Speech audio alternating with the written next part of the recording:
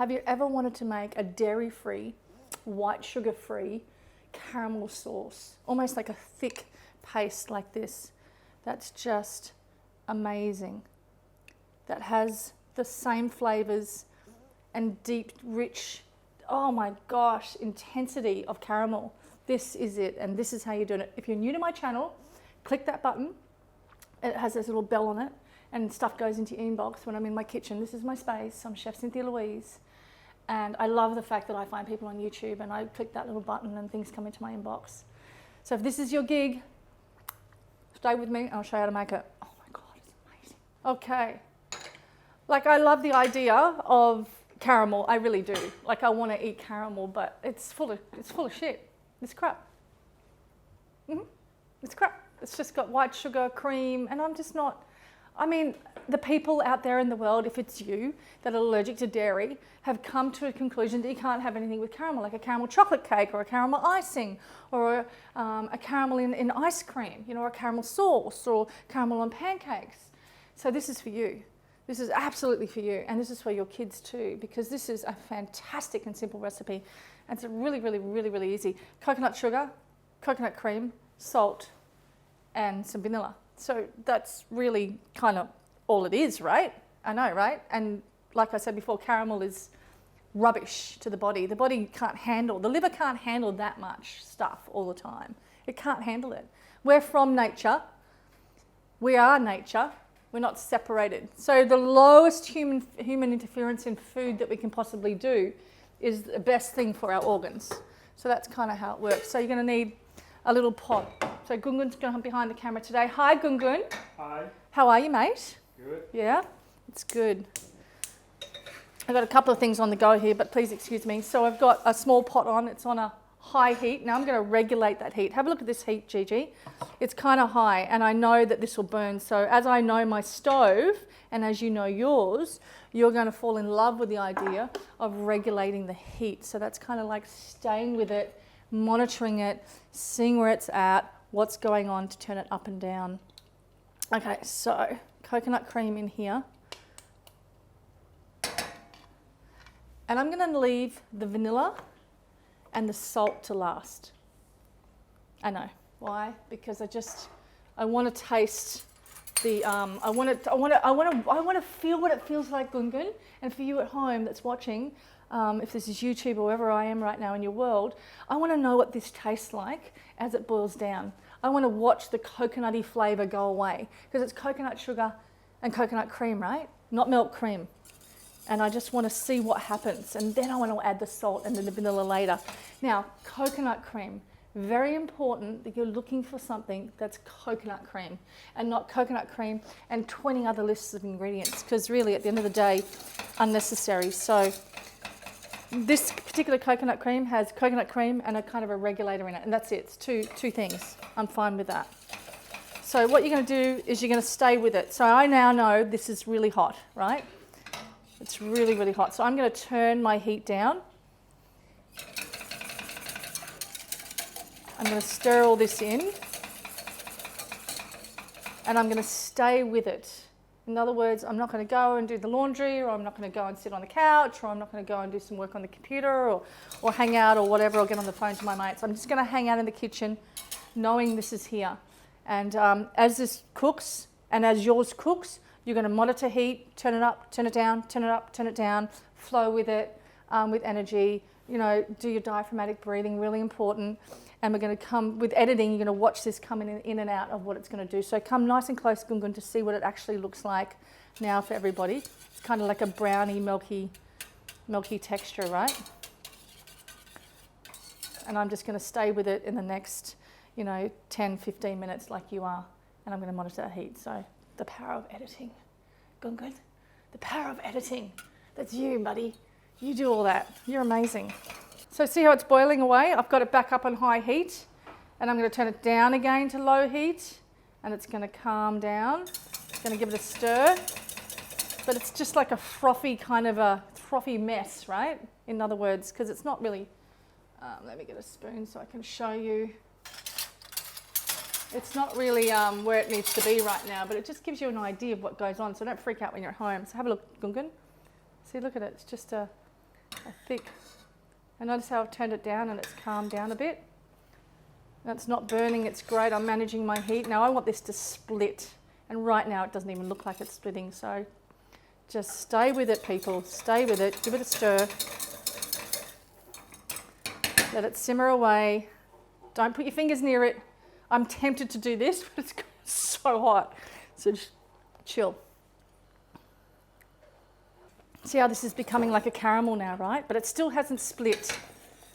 Just take note of what it's doing. I've lowered the heat right down so it doesn't splatter everywhere. And I'm staying with it. Really important.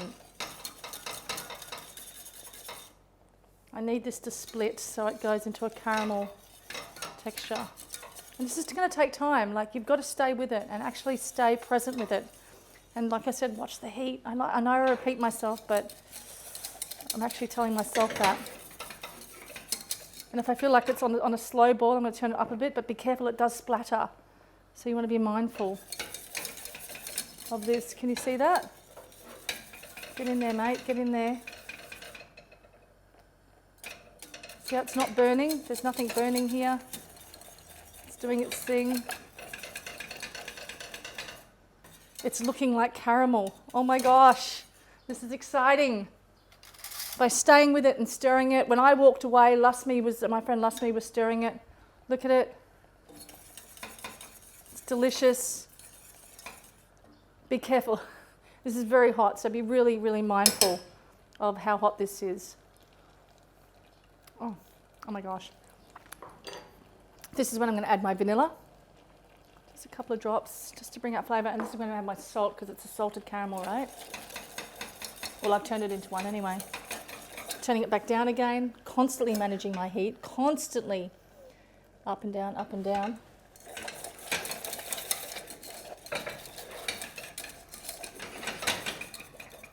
Oh my gosh, it's amazing. Now it's starting to split, and I want it to split. Splitting is mean when the fat starts to separate, which is very slightly doing it now, so I'm just going to keep cooking it. It's not burning. Go and have a look in here. It's not burnt at all. Do you know what I mean? See how it's come off? It's lovely. Good 15 minutes, I reckon. Just staying with it, monitoring that heat. It's very exciting. This sauce is amazing. And it's thick and rich and it sets well, like in between like my vegan chocolate cake. I'd put the caramel sauce there. Then I'd put the frosting. Then I'd put another layer of cake. Then I'd put the caramel sauce there. Then I'd put the frosting.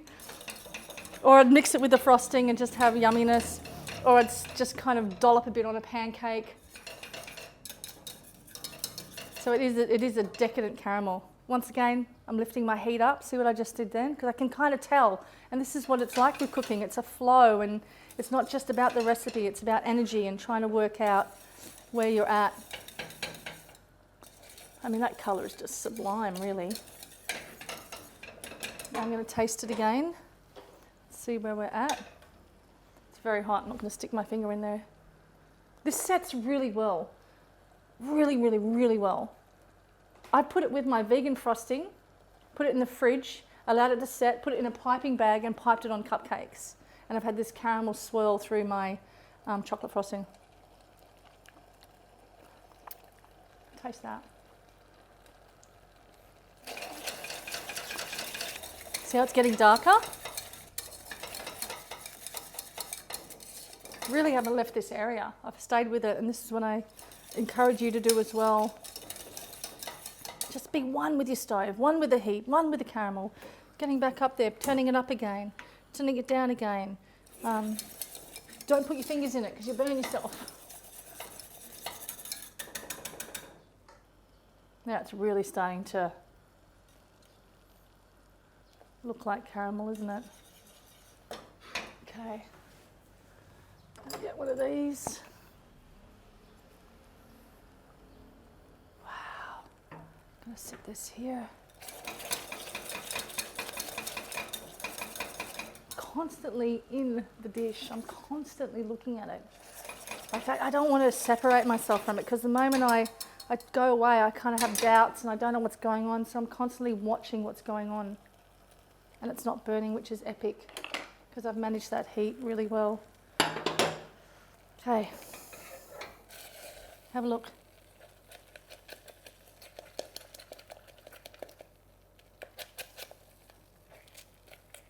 Straight into here.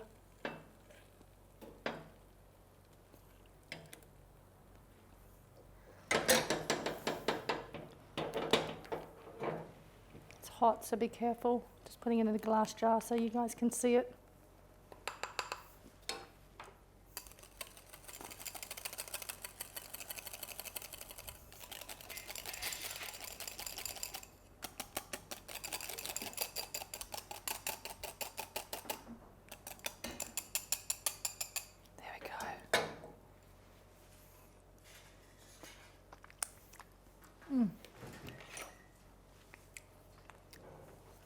Doesn't taste like coconut.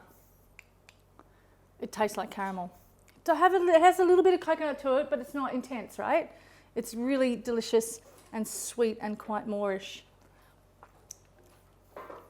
Store it in the fridge. Let it cool down before you store it in the fridge. I can't stop eating it now, shivers.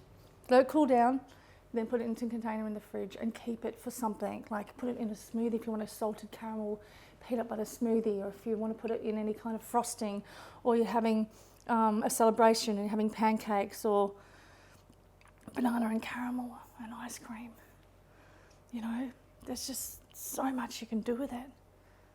Let me know how you go. Post the comments below, and let me be with you in this process, because once you nail it, you're never going to look at crappy caramel again. You just won't have the taste buds for it, right? This will be your gig, and it's cheap to make too. And I'm not going to make it all the time. This is like one-off. But it's just so good on a chocolate cake. Oh my God. Or in between biscuits, use it as a caramel for a filler, or pipe it into chocolates. If you're making homemade chocolate and you've got your shell of your chocolate, pipe it in there. It's just like, oh my gosh, it's so amazing. Okay, I'll see you around.